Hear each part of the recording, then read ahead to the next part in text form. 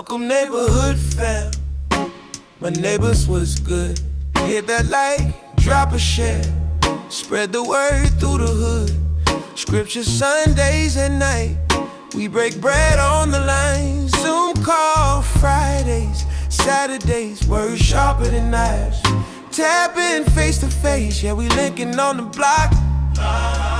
Last Sunday every month, pull up built with the fly. If the spirit hit your chest, so arms, no cap. Send it cash app.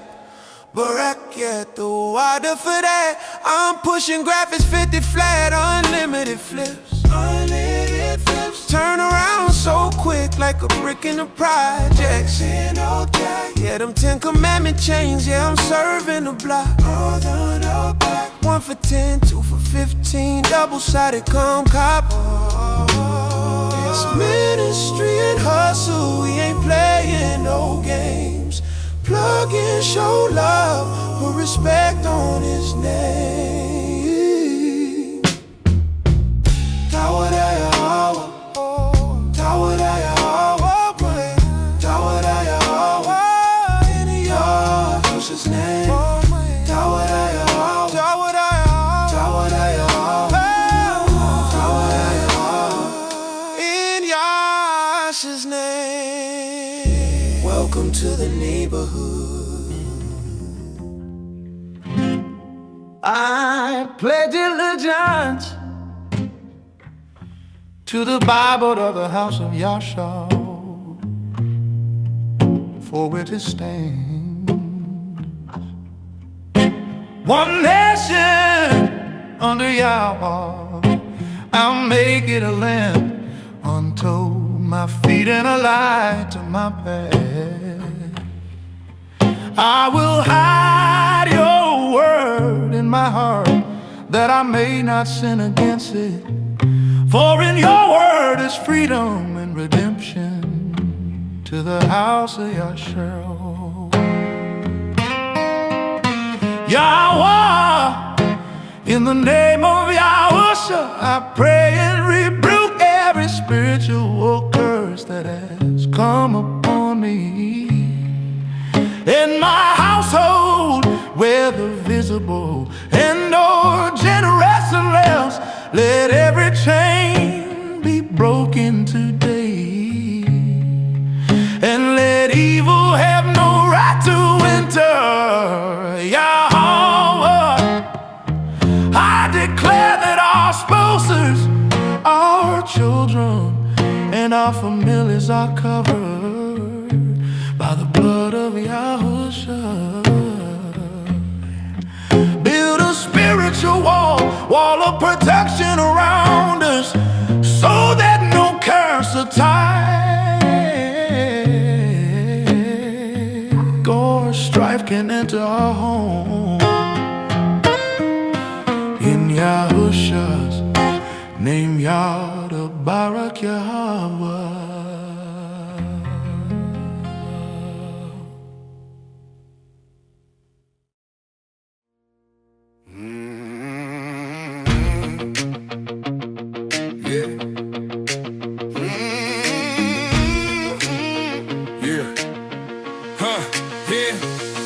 With dog for the pistol down. Talk sick on the temple, now your head on the wall. Trust in the most high, now the horses a crowd. Same arm you pregnant with, he took it all. Neighborhood Hebrew, we don't hope and fear. Messiah on the throne, yeah, the truth real clear. You can march with a million, still fall in the day, when the Elohim of Israel say, move out the way. Nicanor can't smile and peace talk on his breath, but the blade was already sharp and we wanted our death. Empire big soldier, thought the numbers were flicks, but forgotten one thing, yeah, I'd still catch his chicks. Catch this right now, mock the temple of Yah, say they burn it down, build idols on top. That wasn't politics, that was spiritual war. Moment he spoke back, judgment hit store. Priest in the temple, tears hit the floor, leaking gram source first. They cried out to Yah for real. That's the part they skip when they tell this tale. Israel prayed before Israel prevailed. Same Elohim from Assyria, same angelic strike. One night, whole armies disappeared overnight. So to this the God, though the troops don't panic, the Most High still move. He ain't never been friendly. Yeah, 13th of a dog, break out the pressure down. Talk slick on the temple, now your head on the wall. Trust in the most high, knock horses a crowd. Same arm you glittin' with, he cook it all. Neighborhood Hebrew with a oven fear. Messiah on the throne, yeah, the truth real clear. You can march with a million, still fall in the day. When the Elohim of Israel say, move out the way, yeah. Battle at a Daza, 13th-day mark. Enemy confident, Israelite sharp. Nicanor front line, thought he set the tone. But the first one drop was the man on the throne. See, when leadership falls, the structure collapse. Same way Babylon falls, same way systems get cracked, he fell first. That was divine placement, the Most High said, let me make it snake. We cut the head, cut the arm, hung it up. Peace, grace, and mercy. This is your neighborhood Hebrew. We give glory to the Most High Yahweh through Yahusha. That's the truth. By the Ruach, we're guided, not lost or confused. Stay rooted, stay ordered. Let the word be used. Shalom, shalom. Appreciate y'all for tuning on in. All praise to the Most High. All praises to Yahweh and Yahusha's name. We are here for the destruction of Nicanor or Nicanor, however you want to say. We're going to look at how our people, how Hebrews celebrate or commemorate the victory the right way. What's the class objective today is to understand who Nicanor was and why his destruction mattered the most, and learn how the Most High defends his people against blasphemous enemies. So we got a whole lot of those. Breaking down how Hebrews celebrated or commemorated victories without turning them into pagan holidays or idol worship.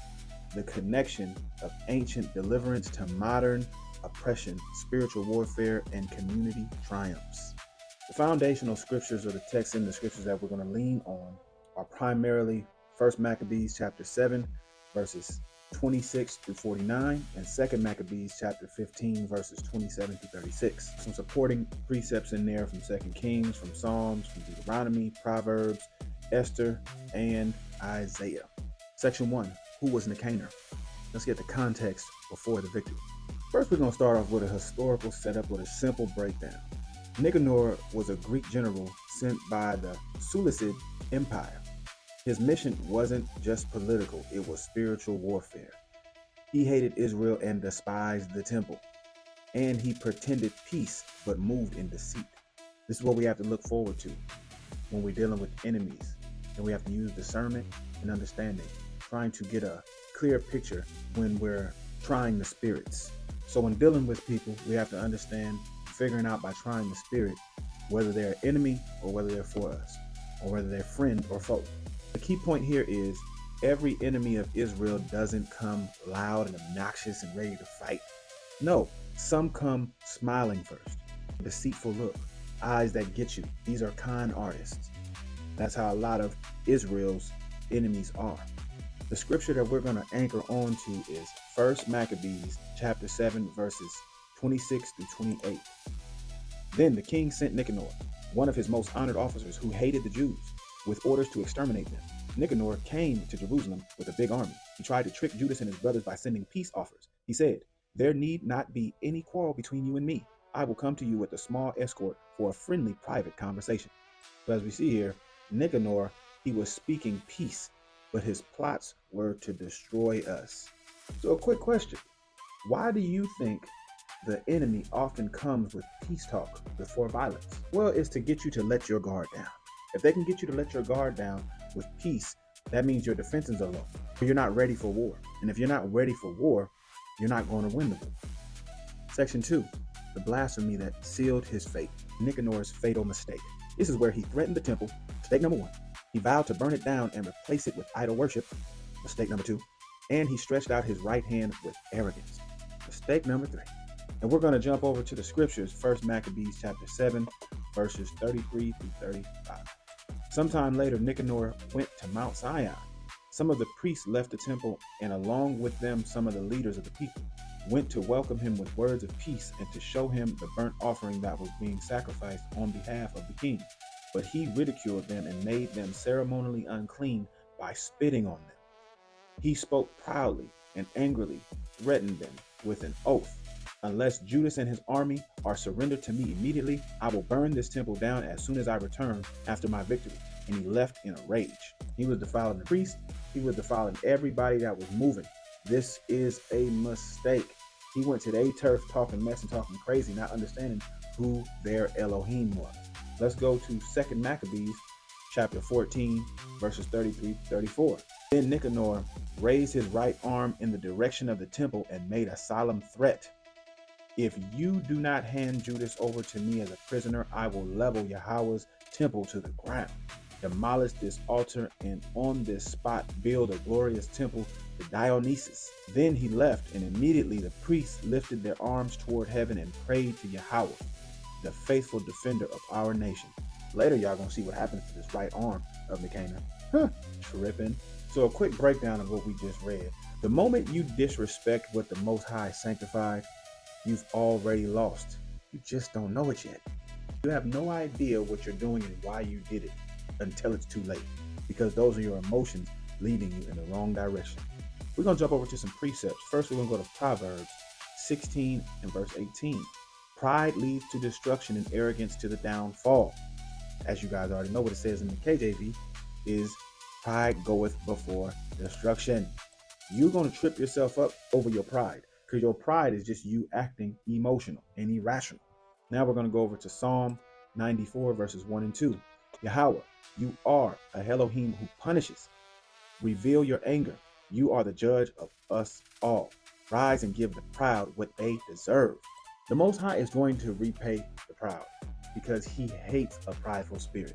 So he's going to come and destroy it and repay it for everything that is done against him and his people.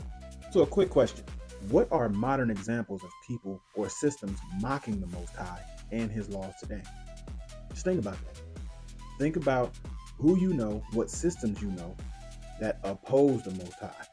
Section 3, how Judas Maccabeus moved. This was the right response. So Judas did not, one, panic. He didn't panic at all.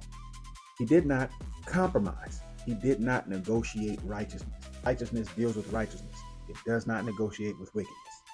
What Judas did do was he prayed. That's the first thing that we always need to do. We need to pray. And then he remembered history. What history did he remember? What the Most High has done for his people, what the Most High has done for him and his family, how he has brought him this mighty long way. And then what did he do? He called on the Most High. And then what else did he do? He reminded the people who fights for Israel. And this is what our people have forgotten today. We forgot that our God, Yahweh, fights for us, but we want to follow the ways of the heathen, so we don't have any protection right now. This is why things keep happening. So now we're going to go into the scriptures that anchor these things to show us where and when Judas did what he did. So we'll go to 1 Maccabees chapter 7, verses 41 and 42. Yahweh, the scriptures tell us that when a king sent messengers to insult you, your angel went out and killed 185,000 of his soldiers. Now, in the same way, crush this army before us today, and let everyone know that Nicanor is being punished because he insulted your holy temple. Punish him as his wickedness deserves. He remembered it, and he recalled it, and he asked the Most High to bring forth that same judgment. Now we're going to go over to 2 Maccabees chapter 8 and verse 18. They rely on their weapons and their daring, Judah said, but we trust in Almighty Yahweh, who is able to destroy not only these troops, but, if necessary, the entire world with a mere nod of his head. He's telling us and reminding us this is the power that we serve. He can do all these things. So what's the point here? Before Judas picked up a sword, he picked up faith. He resorted back to his trust. He went back within to do what the Most High has told us to do time and time again. Rest and wait on him. Call upon him. So now we're going to pull up those cross-reference scriptures that Judas was referring to. We're going to go to 2 Kings chapter 19 and verse 35. That night, an angel of Yahweh went to the Assyrian camp and killed 185,000 soldiers. At dawn the next day, there they lay, all dead. Our history was always linked to us, so that way we would know how to go back and forth and come back and talk to the Most High. And we're going to go to Deuteronomy chapter 20 and verse 4. The Most High Yahweh is going with you, and he will give you victory. So that's where he relayed that strength over to his people that was, fighting beside him. He's relaying that strength. The Most High, he fights for Israel. This is what's going on. And we have to understand that today, that true faith, true trust in the Most High means that we're willing to die for this and rely on the Most High fully. not on your money, not on the system that you're in, not on your comfortability, not on what you feel, but we have to think about what the Most High has always said for us to do in these scriptures. Now, the question we're going to look at here is, when pressure hits, what's usually your first move? Is it fear or faith? Fight or flight? What are you choosing when pressure hits? Section 4, the destruction of Nicanor. The turning point is right here. Let's go look at it. First, the battle, it took place on the 13th day of Adar.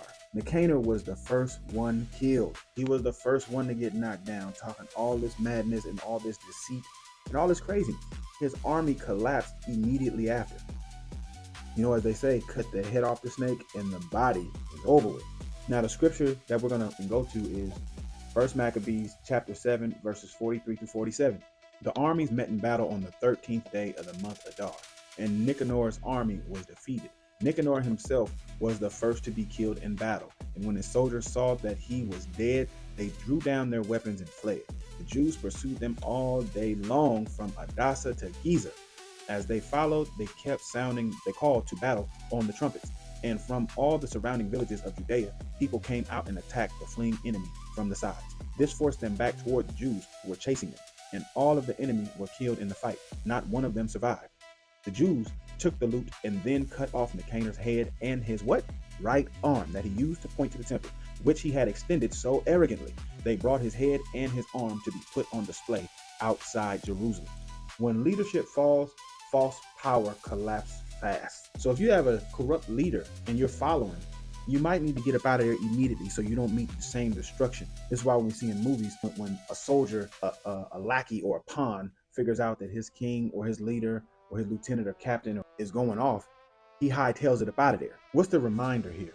His head and his right arm were cut off, and he was hung as proof that the Most High answered their prayer and their call. So we're going to go over to the scriptures, 1 Maccabees 7 and 47. The Jews took the loot and then cut off Nicanor's head and his right arm, which he had extended so arrogantly. They brought his head and his arm to be put on display outside of Jerusalem. And we're going to go over to 2 Maccabees 15 verses 32 through 35. He showed them the head of the evil Nicanor and the arm which that wicked man had arrogantly stretched out against the sacred temple of the Almighty Yahweh. Then he cut out the tongue of the godless man, promising to feed it bit by bit to the birds and to hang up his head opposite the temple as evidence of what his foolishness did for him. Everyone there looked up to heaven and praised Yahweh, who had revealed his power and had kept his temple from being defiled. Judas hung Nicanor's head from the wall of the fort as a clear proof to everyone of the Most High's help. The same arm you used to threaten the temple, that's the one that Yahweh took. Section 5. Why Hebrews celebrated this victory. This is crucial because Israel didn't just win, they remembered. And how did they remember? Let's go to 1 Maccabees chapter 7, verses 48 and 49. There was great rejoicing among the Jews. They set that day aside as a special day of celebration, commemoration, and decreed that the 13th day of Adar should be observed as an annual day of celebration. Now we're going to go to 2 Maccabees chapter 15 and verse 36. By unanimous vote, it was decided that this day would never be forgotten. Hear that? Never be forgotten, but would be celebrated each year on the eve of Mordecai's Day, which is the 13th day of the 12th month, called Adar in Aramaic. This is what Purim was called. It was called Mordecai's Day, but the celebration of Purim is 2 days. But we're going to get into that, so you can tune in for that show tomorrow. So what did Israel do back then? They rejoiced greatly. That's why I tell people all the time, in these feast days, we rejoice, we turn up, and we decreed it as a yearly remembrance. The things that we should be celebrating now are the things that were written aforetime or before in the scriptures for us to celebrate, not what the heathen give us liberty to celebrate. And we also celebrated the 13th of Adar. So we have specific dates and times that we keep. And if you don't have an actual calendar to understand this, you're just only going to follow the heathen's calendar, which is the Gregorian calendar. Now here's an important note for y'all. This was not a commanded Sabbath. So these are civil feasts. So these are not days that you take off from work. It was a memorial of deliverance, just like Purim, which is the day before the days of Purim, just like the Feast of Dedication. Feast of Dedication is 8 days, and you still have Sabbaths during that feast. So what's the principle here? Hebrews don't celebrate ego. We celebrate evidence. We celebrate the evidence of the Most High shining in our life. That's what we celebrate. We don't celebrate mythology. No, we celebrate what actually happened. Section 6, modern day parallels, where this hits today. Let's look at the physical oppression of today. You got small groups defeating massive systems. This is what we could be doing today if we just came together under Yahweh. Another physical oppression is civil rights, resistance, survival against the odds. We're trying to be equal with them in their system. You won't be equal. Just when it's flipped in the time of righteousness in the kingdom, it won't be equal, because you have his chosen people who will lead in righteousness, and then all of the nations will be up underneath those that do make it into the kingdom. Let's look at the spiritual warfare. The push to be addicted to the lifestyle that they want to give you. Identity attacks towards them telling you who you are, not you following what the Most High says you are. And they want you to abandon the law. Oh, you don't have to worry about keeping the law of God no more. So they make up excuses and justifications for it. So how do we apply this in our communities? If the Most High kept us through slavery, mass incarceration, and cultural removal, he's still the same Elohim. With more technology, with more trinkets and gadgets and materialistic things, we are not going towards him. We're relying more on ourselves. And we need to go back to the Most High. That's point blank and period. Let's go to Isaiah chapter 54 and verse 17. But no weapon will be able to hurt you. You will have an answer for all who accuse you. I will defend my servants and give them victory. Yahweh has spoken. Let's go to Psalm 34 and 19.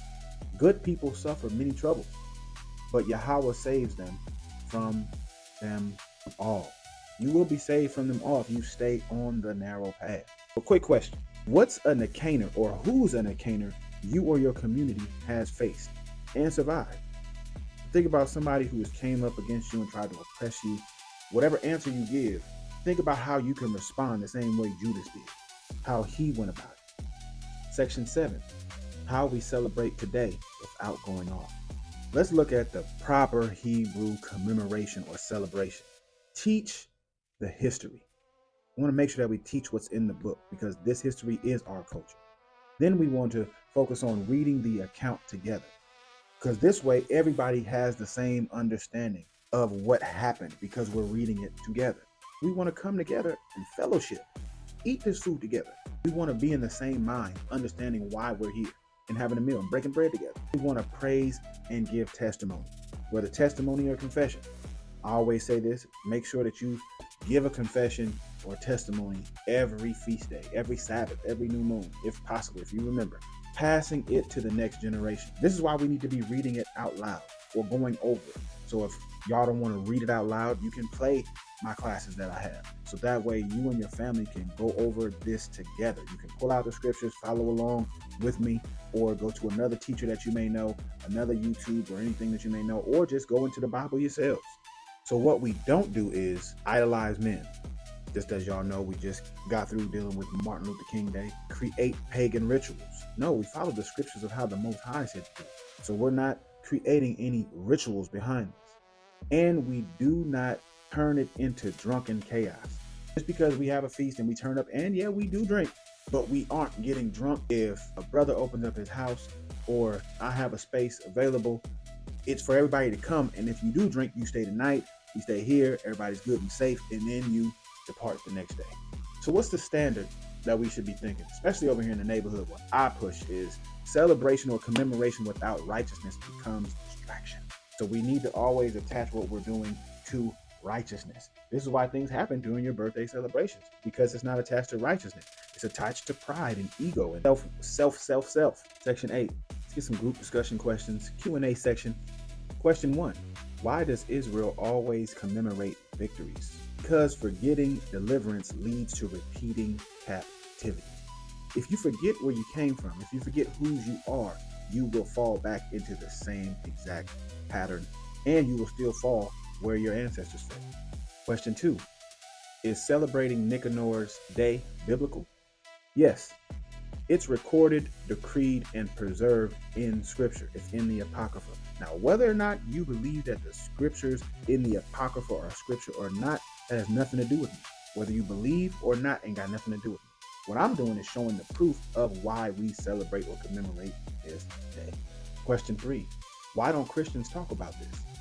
Because it reinforces the Israelites' identity.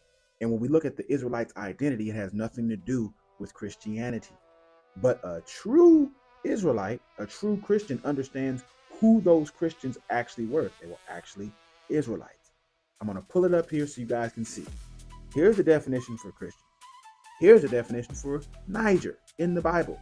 Put those together, now you understand who the actual biblical Christians were.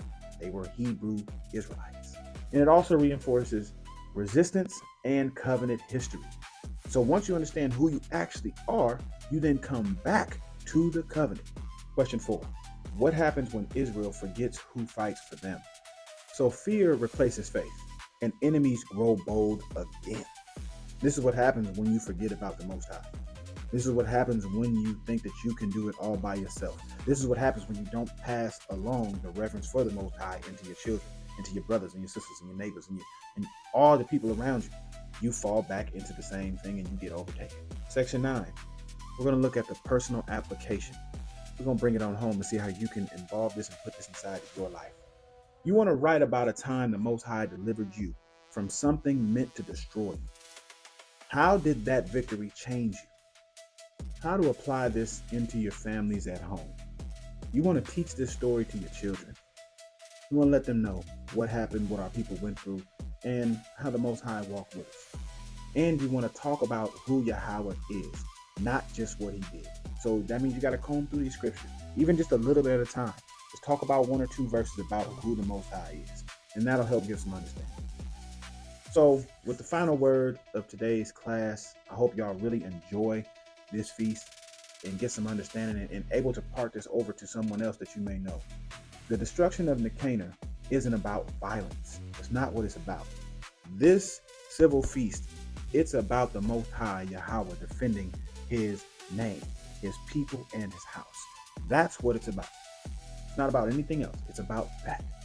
Because the Most High, he cares deeply for his name, his people, and the things that he set forth, which is his temple. So the final question, are you living like someone who knows the Most High fights for you, or like someone fighting alone?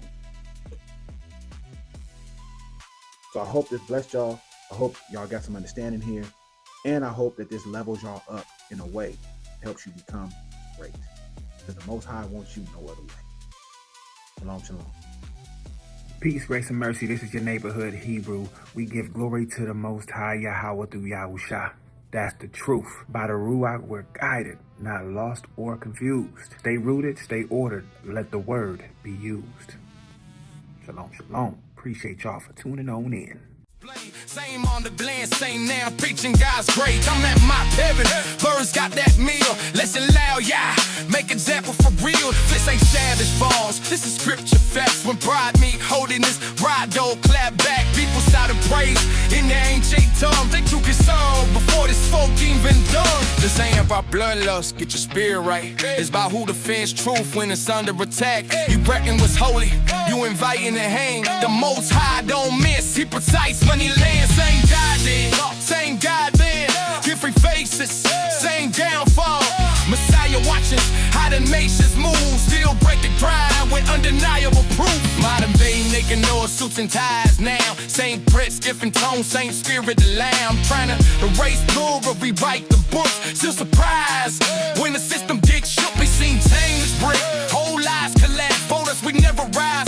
Now look what we ate. Slavery to end us. Prisons didn't fold us. That alone tell you by. Still shoulder to shoulder. This drill ain't violence. It's remembrance coded. We don't glorify men. We glorify moments. Moments when the Most High shoulder we beat. When the small camps good against the whole regime. Messiah the king. Yahusha reign. We move in obedience. Not emotion of pain. Neighbor all need rules in that narrow lane. Still cutting straight through. Oh. 13 of a die, put the dresser down. Drop shake on the table, lay your head on the wall. Trust in the Most High, vibe horses a crown. Say mom, you're planting where he took it all. Neighborhood Hebrews, we don't move in fear. Messiah on the throne, yeah, the truth real clear. You can march with him, and you still fall in the day. When the Elohim of Israel say, move out the way. This ain't mythology. This is our history. Remember the victories. Defeats the next generation. Who ready fights for Israel.